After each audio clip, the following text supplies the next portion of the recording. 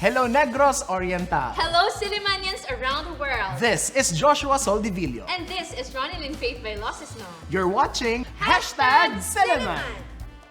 Good evening, everyone. This is a magazine show that talks about different aspects of Silliman University, a program initiated to discuss different matters concerning the campus by the sea. You are watching Silliman. Hello, Sillimanians and friends of Silliman around the world. Daghang salamat for joining another episode, and we bid you an excellent state of health as you join us all over the world. So, shout out to our Facebook page likers there. Continue to comment and share your favorite episodes. And of course, to our friends who are streaming this episode via YouTube, hello, hello, hello. And of course, to our televiewers via Channel 6 Phil Products, maayong gabi kaninyong tanan. Friends, the Yuletide season is here and it has been a wonderful year for all of us.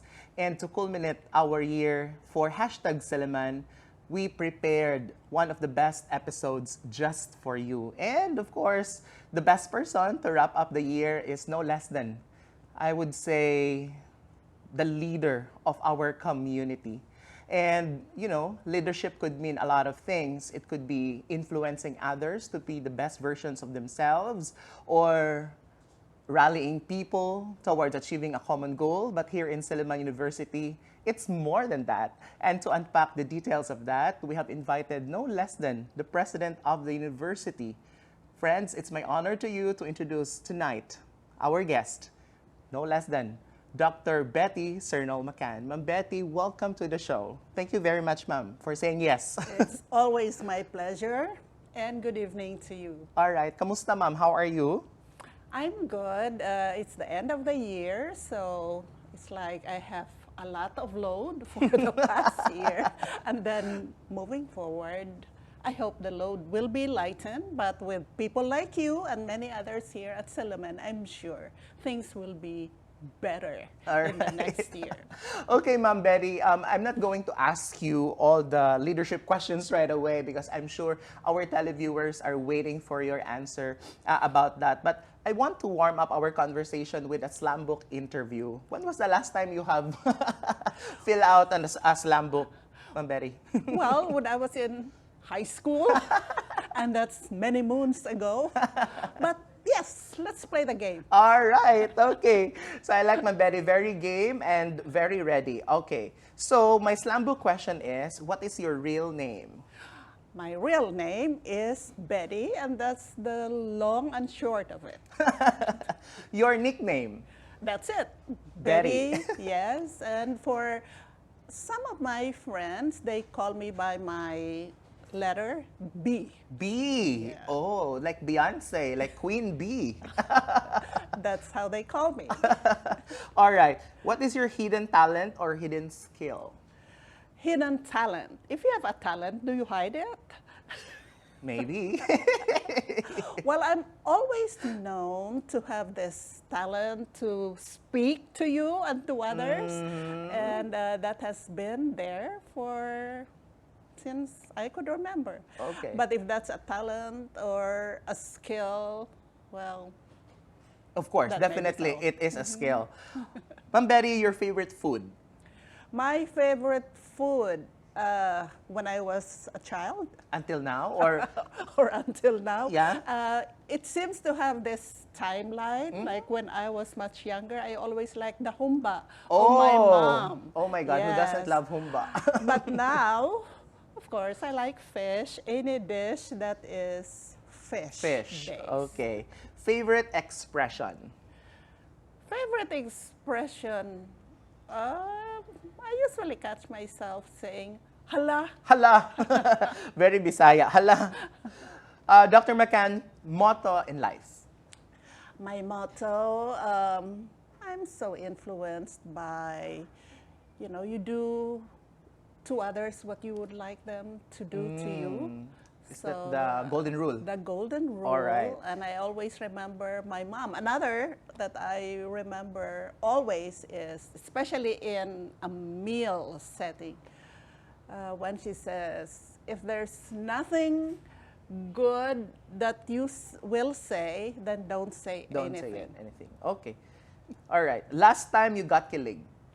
Last time I got kilig, oh, this Korean movie. Oh, Dr. McCann is watching Korean movies. No, this was, of course, heavily endorsed by my, staff. What movie was that? Like somebody got into the other side of Korea. Oh, Crash Landing on You. Oh, yes, that's the one. I watched that too. Are you done watching all the episodes, Oh, Ma'am yes, Betty? yes. All right, Done good. with those, yes. What makes you cry? If anything happens to my family that makes me cry, or if there's something that I thought, that I did to the best of my ability for others, and it is not appreciated, and in fact, it's taken against me, that can also make me cry. One word that describes you. Grace, One word that describes your family. supportive. Most embarrassing moment. Embarrassing would be one time I was at the SC 111 and I was supposed to give a presentation, and when I went down, Yeah. my heel Oh. broke. Embarrassing. Okay. Wardrobe malfunction. Dr. Betty, what is love? Love to me is something that you feel and you don't expect it to be reciprocated. So I'm a believer in giving Unconditional love. love unconditionally. Okay. This is the last question for our slam book interview. What's the emoji that describes your heart right now? What's the emoji for happy? It could be like a smiley or like a thumbs up, a heart, a sad, angry. Definitely not angry, not sad, but something that, like in awe or, and at the same time, Like, wow. happy. Yes. Wow. Okay, Yeah. that's your emoji. Thank you very much, ma'am. So, yeah, this interview also reminds me of a lot of things went back all the way back to elementary, as we also do this slam book interview, guys. All right. So, Ma'am Betty, when you were a child, what was your dream? Did you really dream of being a teacher, then being a professor, and then being part of the academy? My dream was really to be a lawyer. Wow, objection, Your Honor. Yeah, very much influenced by an uncle that I really admired. He was a lawyer. So I thought, I'd like to be a lawyer myself. And then, why do you think you didn't push for it? Oh, when I went to college, and you have to have a 4-year course before you go into law. Right. And that's when I really loved study of human behavior, or even politics and governance, although that would have been very close to law. So I did finish 2 majors, psychology and political science. Wow. Yeah. So, but I think you are very, how do you call this one, satisfied with the career that you have chosen. Satisfied. I went into first-year law and then went into a university assignment, and I know I have to have at least an MA, so I went into a master's program, abandoned my law. Oh, so for your undergraduate, Dr. Betty, you finished, I finished psychology and political science. Wow. And then immediately went into law, first year. Where was this, if I may? This was at Divine Word University in Tacloban. In Tacloban. Yes. And then you proceeded to your graduate studies, your MA, which was? My MA in education, major in guidance and counseling with La Consolacion. Wow. Yeah. And then right after that, because I'm sure many are curious also, Dr. Betty McCann, after doing your graduate studies, how did you meet Silliman University? My first husband, who now is deceased, actually visits Dumaguete on his way to Dipolog. He was then a media consultant. And when he came back, I was then teaching at LaSalle, Bacolod.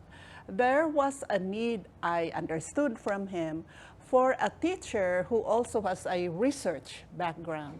And this was a message that came from Dr. Luz Aucejo. And martial law came into being, and we thought, oh, why not go to Silliman and have our boys with us so that they can study here.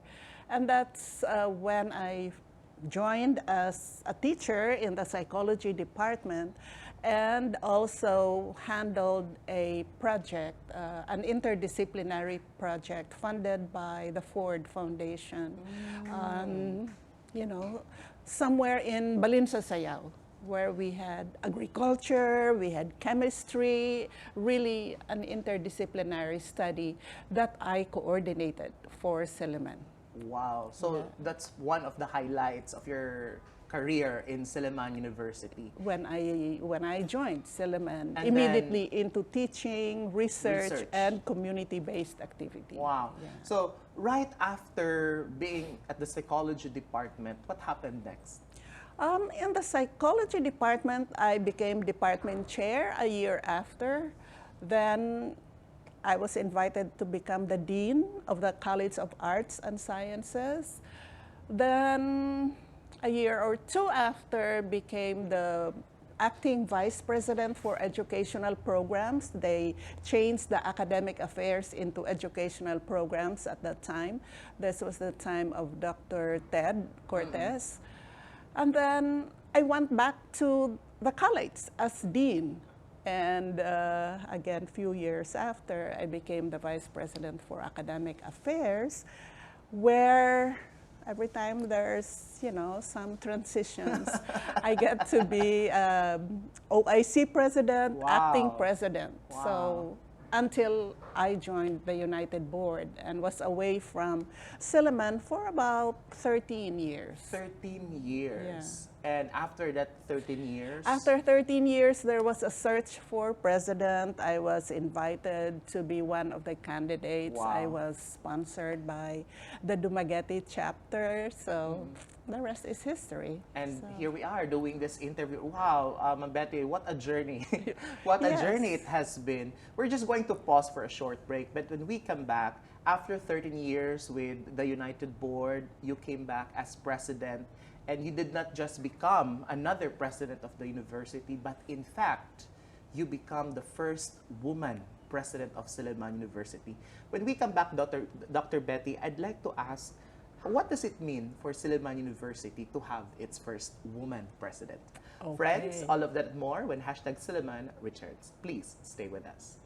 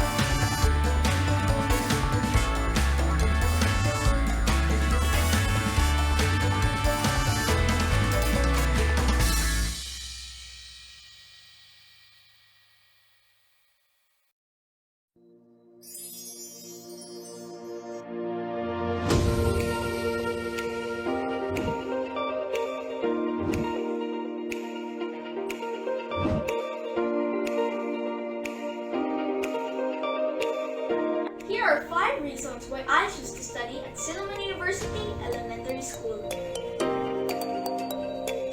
I choose SUES because of its quality education. If you're looking for a quality education, then you should choose a school that has weathered the test of time.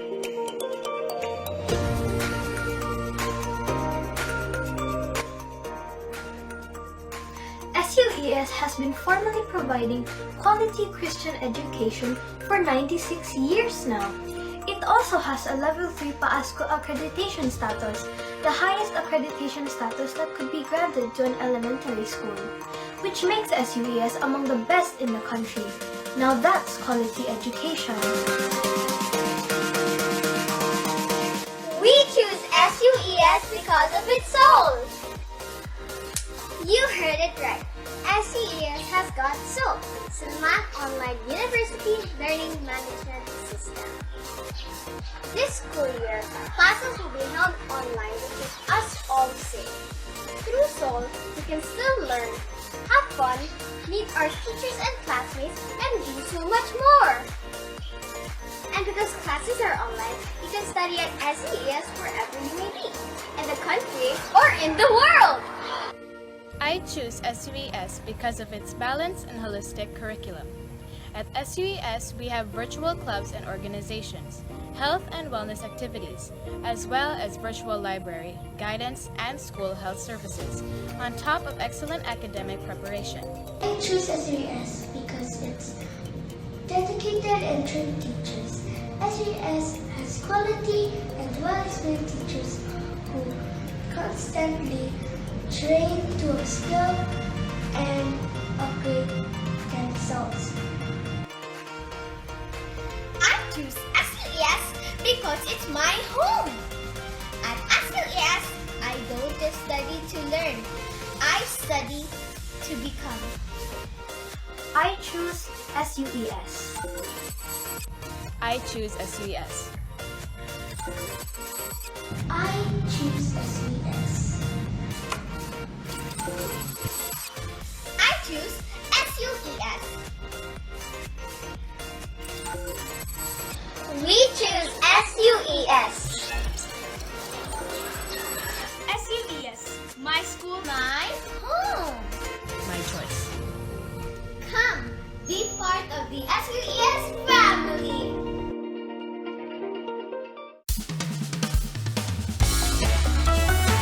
Welcome back, and you are still watching #Silliman Friends. We are still joined by the first woman president of Silliman University. And before we pause for a short break, I actually asked her, what does it mean for Silliman University to have its 13th president, and it's a woman? Well, I think for Silliman University, it may be some kind of novelty, although that novelty wears off when the real job begins. And it may just so happen that, I'm a woman. But being a woman, of course, I carry with me certain characteristics or traits. Like my tendency is always to build on consensus.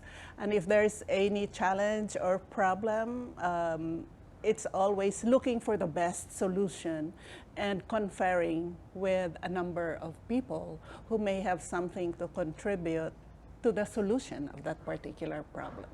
So maybe to Silliman, they'd like to have somebody who may be authoritarian, who can immediately say, okay, this is it. But in my case, it requires consultations. All right. Now, you've mentioned that, Dr. Betty.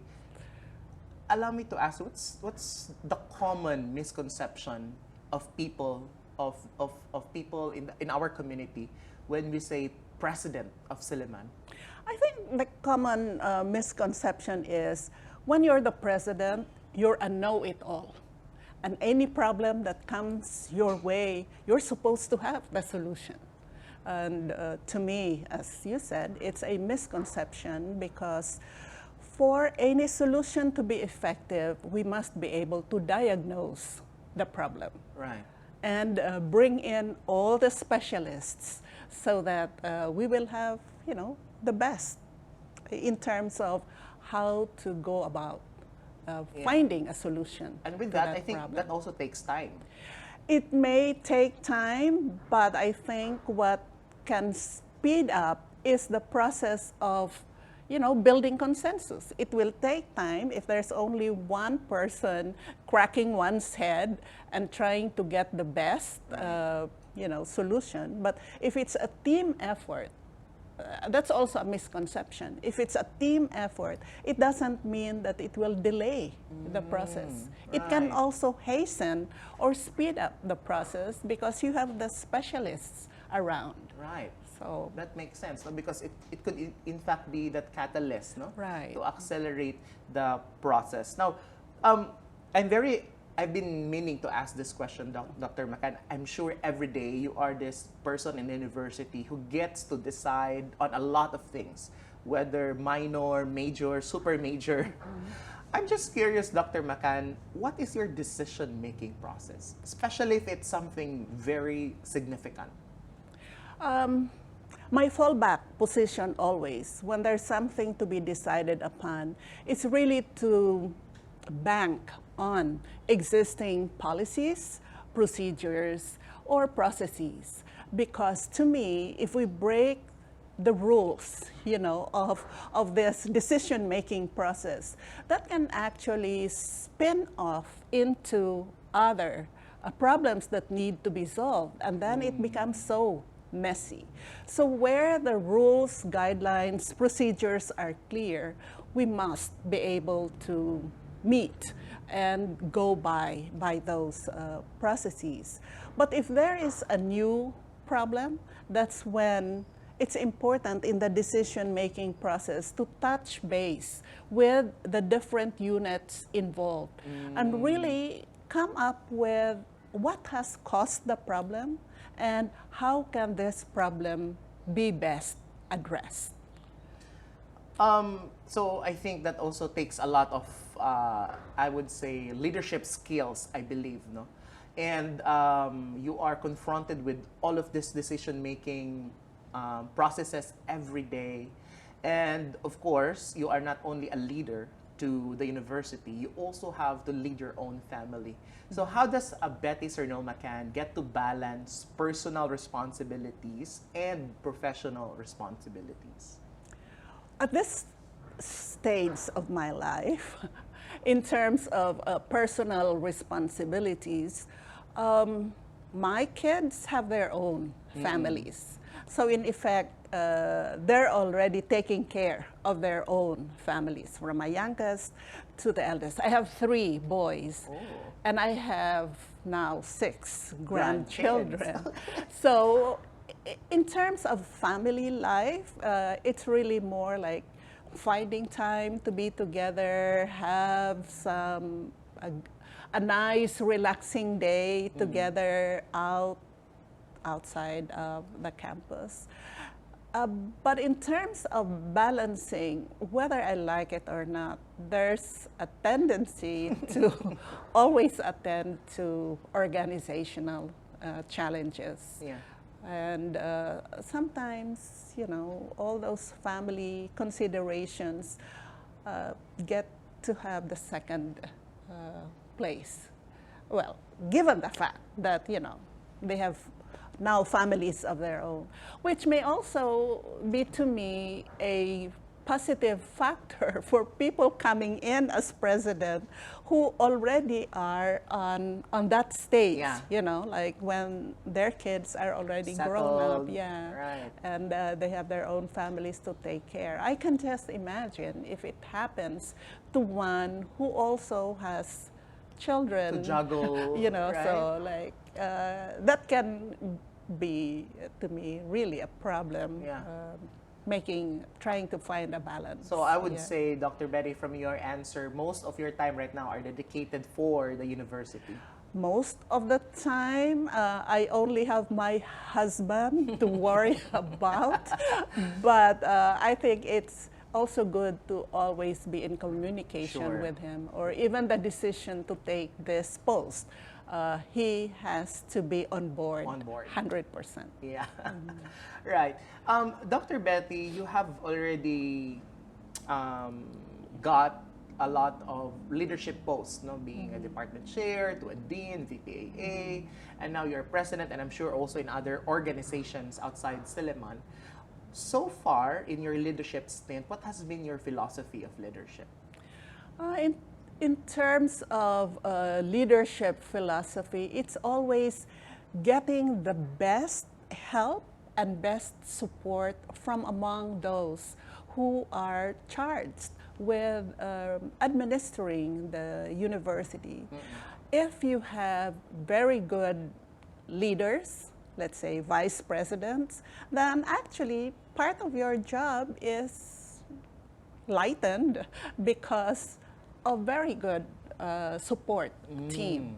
So to me, if one gets to be president, you should also have very good vice presidents, which I find to be so satisfied in the work that they do. And together, we can do more for the It's university. really getting that team, Yes, right? yes. That really makes it, and at the same time, who has definitely the competence. Yes.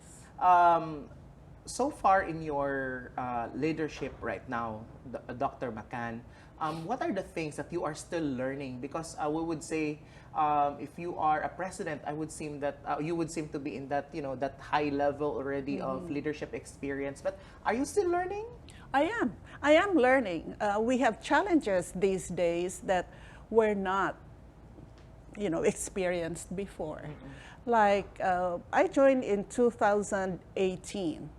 And a few years before that, there was already a discussion as to how do we transition from 20th century education to 21st century education. So there is no, a back experience to rely on. So you really have to, start the path towards the 21st century education. And then COVID came in. Oh my God. So that too, no one has been prepared for that. But citing those two challenges, I must say that because of COVID, a lot of what needed to be done from the 20th to the 21st century was actually aided by the pandemic. And I talk about digital learning. Right. Also in 2018, when I came in, my idea of retooling, upskilling our faculty was really more on getting them be familiar with the use of computers. Yeah, technology. And technology, and making them more comfortable with that. And it was like we were 10 months ahead when COVID was experienced. And I'm glad that also I was able to spot a person and a structure that can really help us in this regard. And I'm referring to the Silliman Online University Learning at the time, and with Dr. Dave Marshall. So even before I joined Silliman, I did know of him, he attended a program at Hong Kong Baptist University, more on the use of digital technology in learning. And I think that really made us not necessarily ready, but we are kind of ready to really hurdle challenges of the pandemic. Right. And on a personal level, Dr. McCann, what is your greatest learning during the pandemic? My greatest learning is be able to deal with the unexpected. Right. And not to be so highly regimented in one's way of thinking, but be able to handle changes when it happens. Right. Otherwise, it can be so disorienting to any leader if there's a set mode of running the organization. But in this case, you just have to, make sure you come up with strategies, ways in with other members of the team so that we'll be able to deal with the situation. Right, because changes are definitely very difficult to brace, especially you have a diverse set of people also bracing the change. Dr. McCann, with all of your experiences and now you are a president, I'm pretty sure that you have prayed a lot. If I'm going to open your heart right now, what is the prayer of Betty? When you say to pray a lot, I'm actually reminded of Dr. Proceso Udarbe, Yeah. whose favorite line is pray without ceasing. And to me, not an hour passes when I don't catch myself saying, Lord, whatever it is I am going to face now, please give me the grace and the strength to handle all those difficulties. So it's like a prayer that's already ingrained in me, just to get the courage from the Lord and to guide me as to how best to handle the situation. And Dr. Betty, we are one with you in prayer that, whatever challenges we have in the university, together we are going to overcome all of it. And we share the same prayer that we should, may God guide us all the time. All the time. And give us the strength all we need. And also, Joshua, while it's true we talk of challenges, we should also be prayerful and thankful Right. for all the grace and for all the True. help and blessings that come our way during the COVID pandemic. We are one of the few institutions, and here in this province, the only university that didn't have any layoff. We have all our faculty and staff intact during the COVID pandemic. And that's just one of the blessings. And one of the blessings, yes. that the university has. Right. All right. Indeed, a Merry Christmas to all of us. So I'm just going to give you a pair of phrases or words, and you just have to choose between them, but you don't have to think twice, just have to say what comes to mind first. Are you ready? Ready when you are. I was born ready. Ano ang mas madali? Let go or hold on? Let go. Complete the sentence. Masakit kapag... Daro, pag-listen mo ko ano? Okay. Masakit kapag... Okay. Masakit kapag yung mahal mo Ay. ayaw sa'yo.